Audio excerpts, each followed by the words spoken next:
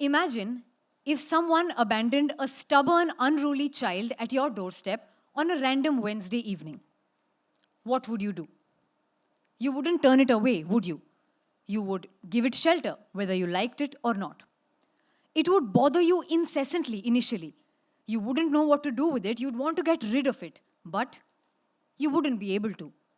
I mean, you can't just rid yourself of a child abandoned at your doorstep now, can you? Why am I asking you this? Well, it's because someone abandoned a stubborn, unruly child at my doorstep on a random Wednesday evening 2 years ago. It was pouring that night. Nothing really felt right. I had no choice but to take it in. This child doesn't really know what to do or where to go, but keeps running around regardless. It wants what it wants, and no amount of reasoning, scolding, or cajoling can get it to stay put. It starts throwing tantrums out of nowhere, and before you know it, you start feeling like ripping all the hair off your own head. There are tear stains on your entire face and a nose full of avoidable snot. This child is unbelievable. You cannot tame it.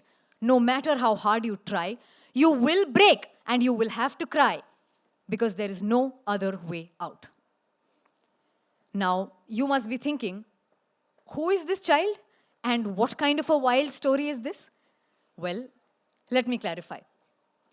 This stubborn, unruly child that ended up at my doorstep on a random Wednesday evening is grief. It came into my life 2 years ago when my father breathed his last. I can never get past the excruciating pain I had felt in the exact moment the news was conveyed to me. I had opened my door that night to find grief at my doorstep. And like I said, I had no choice but to take it in. They say grief is love that has no place to go. And that is the worst part. What do you do with all that love? Where do you keep it? I have no answers.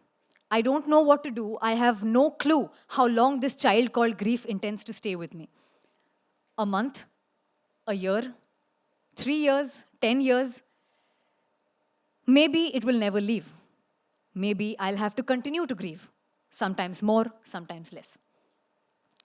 On some days, this child called grief likes to curl up beside me just before I sleep. I wish I could push it away, but I really can't. And so, I hug it close to myself and I let the tears come. And then there are also days when everything is perfectly normal. I'm having fun, the day is sunny and bright, I'm feeling perfectly happy and light, and all of a sudden, grief creeps up out of nowhere and hugs me so tight. It wants to join in the fun too, you see. How do you rid yourself of the clasp of a stubborn, willful child? And so, I have to oblige. So the bottom line is, I did not have a choice. Grief became my responsibility. So I gave it a place to stay. I take things one day at a time. Sometimes things get a little out of hand. I do my best to stand strong on those days. I care for it. I give it love. I listen to it. I play with it. I do everything I can to make it feel safe.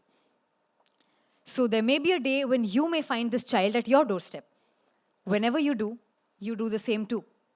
Eventually, it'll grow on you. You'll get used to having it around.